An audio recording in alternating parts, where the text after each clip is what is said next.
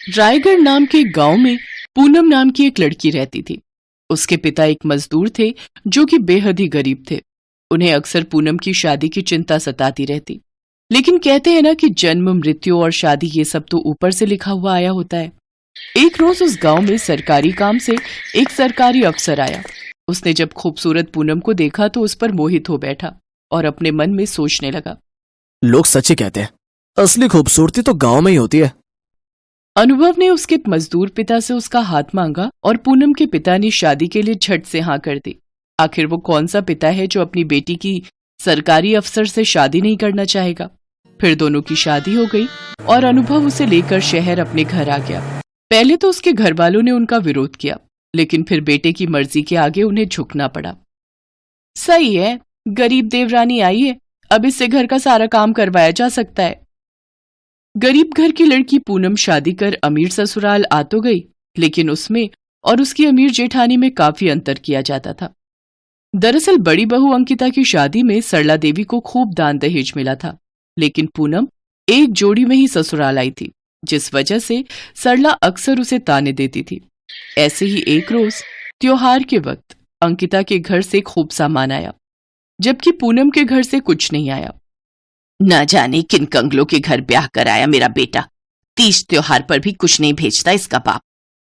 माँ जी, बाबूजी की तबीयत इन दिनों कुछ ठीक नहीं है, इसलिए वो इतनी दूर नहीं आ पाए। तेरे और तेरे बाप के सब बहाने जानती हूं मैं। चल जा, अब जल्दी से खाना बनाकर तैयार कर, फिर बर्तन धोकर मेरे पांव दबा देना। जी माँ जी। काम चाहे छोटा हो या बड़ा, हर काम बेचारी पूनम को ही करना पड़ता था, जबकि अंकिता किसी काम को हाथ नहीं लगाती। फिर एक रोज पूनम अपनी जेठानी से, दीदी मुझे अपने पिताजी को एक फोन करना है, क्या मैं आपके फोन का इस्तेमाल कर सकती हूँ? दरअसल मेरे फोन में कुछ प्रॉब्लम आ रही है, वो आजकल उनकी तबीयत कुछ ठीक नहीं है। बस इसीलिए तो मुझे इन गरीबों से नफरत है। यहाँ आई नहीं कि आते ही मांगना शुरू कर दिया। कोई जरूरत नहीं है उस भिखारी से बात करने की। जा अब काम कर। बेचारी पूनम रोते हुए काम पर लग जाती है, लेकिन उसका ध्यान अपने पिता की ओर ही था। फिर एक रोज उसके गांव से फोन आता है कि उसके पिता की मौत हो गई। बेचारी पूनम बचपन से माँ के बिना रही, तब से उसके पिता ने ही उसका पालन पोषण किया।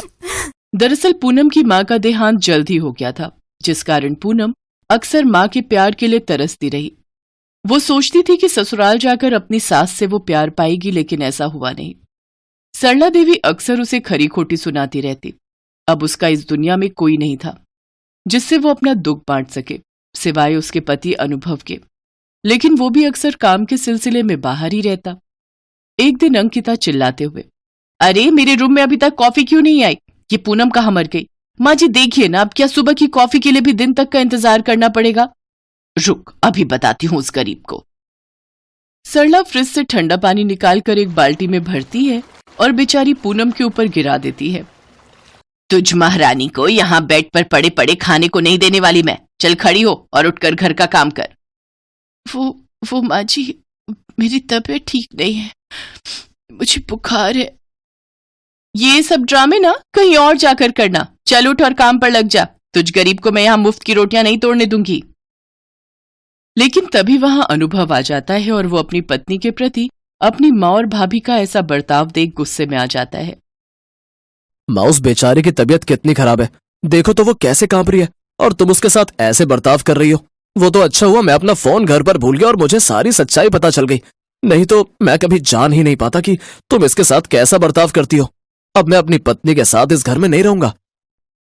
अनुभव डॉक्टर को फोन करके बुलाता है। वो पूनम को इंजेक्शन और कुछ दवाइयां देता है। 2 दिन बाद अनुभव पूनम को लेकर सरकारी क्वार्टर में रहने चला जाता है। अंकिता बहू तो बड़े घर की लड़की थी, इसलिए वो तो कोई काम करती नहीं, जिसकी वजह से अब सरला को ही सारा काम करना पड़ता। अब उसे अपनी गरीब बहू की अहमियत समझ आने लगी। एक रोज सरला की तबीयत कुछ ठीक नहीं थी, लेकिन फिर भी वो घर के काम करती रही और सोचने लगी, मेरी छोटी बहू जब से इस घर में आई थी तब से उसने मुझे एक काम नहीं करने दिया। सब कुछ कितने अच्छे से संभाल लिया, और एक अंकिता बहू है जिसे मेरी पड़ी ही नहीं। काम करने के बाद सरला अपने कमरे में बिस्तर पर जाकर लेट गई, जहां उसका बदन बुखार के मारे बुरी तरह तप रहा था।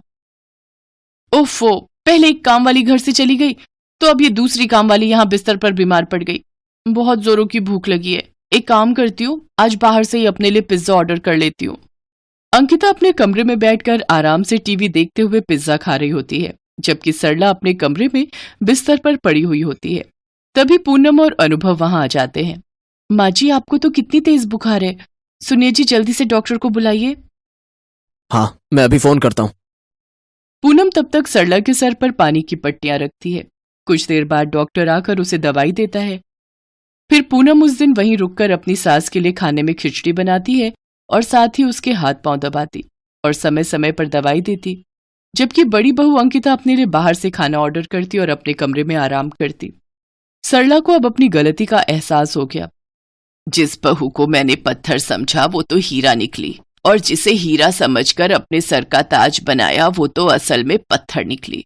पूनम बहू, मुझे माफ कर दे, मैंने तेरे साथ बहुत बुरा किया।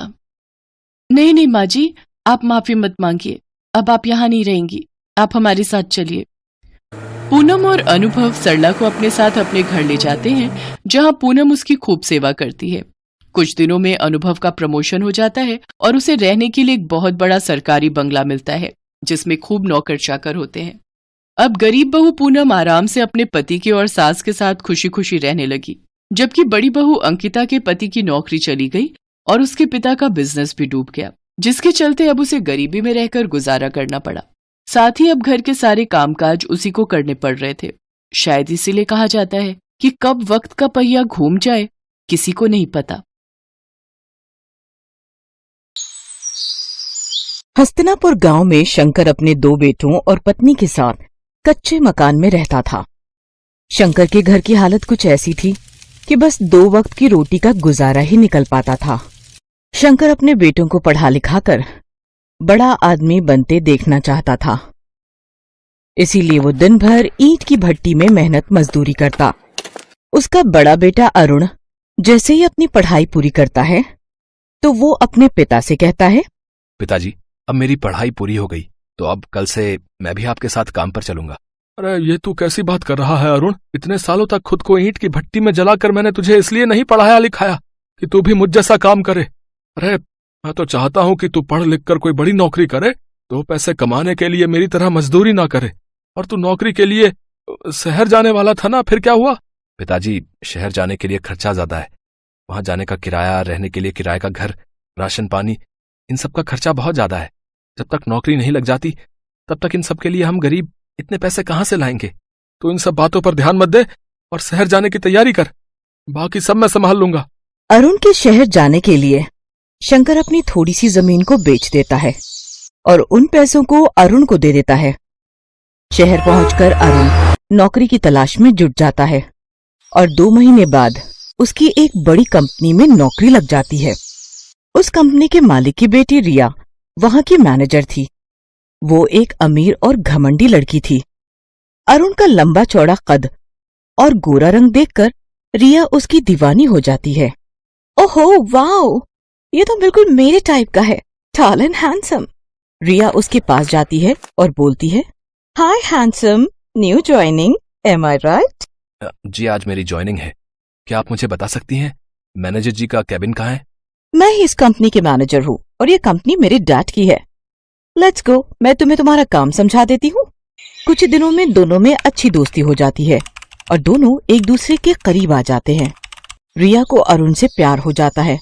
अरुण भी रिया को चाहने लगा था, लेकिन अपनी गरीबी के कारण वो चुप रहा। लेकिन आखिरकार एक रोज रिया अरुण को प्रपोज कर देती है। अरुण, आई लव यू और मैं तुमसे शादी करना चाहती हूँ। रिया, मैं भी तुमसे प्यार करता हूँ, लेकिन मैं एक गरीब हूँ और तुम अमीर खानदान से हो। तुम दोनों के बीच जमीन आसमान का फर्क है। ये सब मुझे नहीं पता, मैं सिर्फ इतना जानती हूँ कि मैं तुमसे प्यार करती हूँ और तुम्हारे साथ गरीबी में भी रह लूंगी।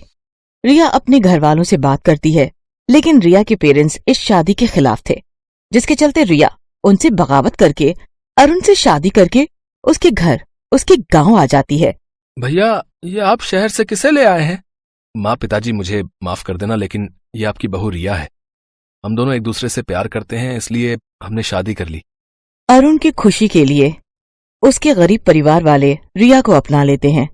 इसके बाद वो दोनों अपने कमरे में जाने लगते हैं तो राहुल उनका दरवाजा रोकते हुए कहता है, भाभी मुझे पहले पैसे दो तभी अंदर जाने दूंगा मैं। हाँ उफ, दिखा दी ना आखिर अपनी गरीबी वाली आदत। अमीर लड़की देखी नहीं कि पैसे मांगना शुरू। एक तो वैसे ही मैं इतनी थकी हुई हूँ, ऊपर से ये दरवाजा रोक कर खड़ा हो गया। तुम गलत समझ रही हो रिया, ये तो बस एक रस्म निभा रहा है और उसी का नेक तुमसे मांग रहा है। रिया उसको पैसे देकर कमरे में जाती है तो अरुण कहता है, तुम बैठो, मैं फ्रेश होकर आता हूँ। भाभी ये रहा आपका कमरा। ओ गॉड, मैं यहाँ रहूंगी? इस कमरे की हालत तो झुग्गी झोपड़ी से भी गई गुजरी है। इससे अच्छे घरों में तो मेरे घर के नौकर ही रहते थे। यहाँ ना तो कोई इंटीरियर है ना ही कोई लुक, ऊपर से ये खटारा पंखा पता नहीं बाबा आदम के जमाने का लगता है। पता नहीं तुम सब इतनी गर्मी और गरीबी में कैसे एडजस्ट करते हो। वो अपने देवर को गरीबी के ताने दे रही होती है कि तभी वहां अरुण आ जाता है तो वो चुप हो जाती है। अगले दिन रिया नहा धोकर आती है तो उसकी सास उससे कहती है, नहा गई बहू, चल आज तेरी पहली रसोई है तो अब जल्दी से कुछ मीठा बना दे।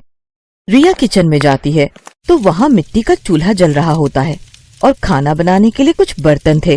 हे भगवान, ये किचन देखकर तो मुझे ऐसा लग रहा है जैसे मेरा ससुराल हड़प्पा संस्कृति में जी रहा है। रिया गुस्से में हलवा बनाती है और अपने ससुराल वालों को खाने के लिए देती है। ऐसे ही कुछ दिन बीत जाते हैं। गांव में ही एक कंपनी खुलती है जहां अरुण नौकरी पर लग जाता है। अरुण जब घर पर नहीं होता तो रिया अपने ससुराल वालों को गरीबी के खूब ताने देती। एक रोज जब उसकी सास पूजा करने बैठती है तो रिया उस पर चिल्लाते हुए कहती है, सासू माँ, आपको पूजा के लिए यही टाइम मिलता है क्या? जब घर के कामकाज का टाइम होता है तो आप पूजा करने बैठ जाती हो। ये सब ढोंग बाद में करना, और ये लो अभी ये सब्जी काटो। और पिताजी, आप निकम्मों की तरह पड़े हो, ये नहीं कि बाजार जाके सब्जी ही ले आऊं। और राहुल, तू जाकर पानी भर ला। पढ़ने का ड्रामा ना कर, बाद में करियो। जब से आई हूं तुम सबकी तो ऐश हो गई है। अरुण जब घर पर नहीं होता तो रिया उन सबसे खूब काम लेती और अरुण के आने पर खुद बेचारी बनकर घर के काम करने लगती। कुछ महीनों बाद रिया गर्भवती होती है। ये सब सुनकर सभी घर वाले बहुत खुश होते हैं। उन सबको खुश होता देख रिया उन सबसे कहती है, मैं आप सबसे कुछ कहना चाहती हूँ। मैं नहीं चाहती कि जिस गरीबी में मैं जी रही हूँ उसमें मेरा बच्चा भी जिए, इसलिए मैं अरुण के साथ शहर शिफ्ट हो रही हूँ। मेरे डैड ने हम दोनों को शहर बुलाया है। रिया, तुम मेरे माता पिता से मुझे अलग करना चाहती हो? बचपन से मेहनत करके उन्होंने मुझे पढ़ाया लिखाया और अब जब उन्हें मेरी जरूरत है तो तुम मुझे उनसे अलग कर रही हो। मैं कहीं नहीं जाऊंगा, तुम्हें जाना है तो जाओ। तो फिर सड़ते रहो तुम यहीं, मैं तो चली। रिया अपना सूटकेस उठाकर जाने लगती है। तभी रिया की सास उससे कहती है, ठहर बहू, अरुण भी तेरे साथ जाएगा। चला जा बेटा, नहीं तो दुनिया वाले कहेंगे कि हमने तेरा घर तोड़ दिया। इसके बाद दोनों शहर आ जाते हैं। शहर आकर रिया की जिंदगी अच्छी खासी कटने लगी, लेकिन अरुण उदास रहने लगा। उसे रह रहकर अपने गरीब परिवार की याद सताने लगी। ऐसे ही समय गुजरा और रिया ने एक बच्चे को जन्म दिया। अरुण, अरुण, मेरा बच्चा कहाँ है? मैंने उसे गोद में नहीं खिलाया। रिलैक्स रिया, हमारा बच्चा अभी यहीं था। हो सकता है कि नर्स ले गई होगी, मैं अभी जाकर पता करता हूँ। कुछ देर बाद नर्स बच्चे को लाकर रिया को देती है। अपने बच्चे को गोद में लेकर रिया बहुत रोती है, जिसके बाद उसे एहसास होता है और वो सोचती है, कुछ देर के लिए भी मैं अपने बच्चे को खुद से दूर बर्दाश्त नहीं कर पाई तो अरुण के माता पिता उसके बिना कैसे रहते होंगे। तभी अरुण वहां आ जाता है तो रिया रोते हुए उससे माफी मांगती है और कहती है, अरुण मुझे माफ कर दो, मुझे अपनी गलती का एहसास हो गया है। अब मुझे मेरे घर, मेरे ससुराल ले चलो अरुण। उसके बाद रिया अपने बेटे को लेकर ससुराल आती है और सबसे अपने किए की माफी मांगती है। सासू माँ, पिताजी, राहुल, मुझे माफ कर दो। मैं एक अच्छी बहू नहीं बन पाई अपने सुख के लिए।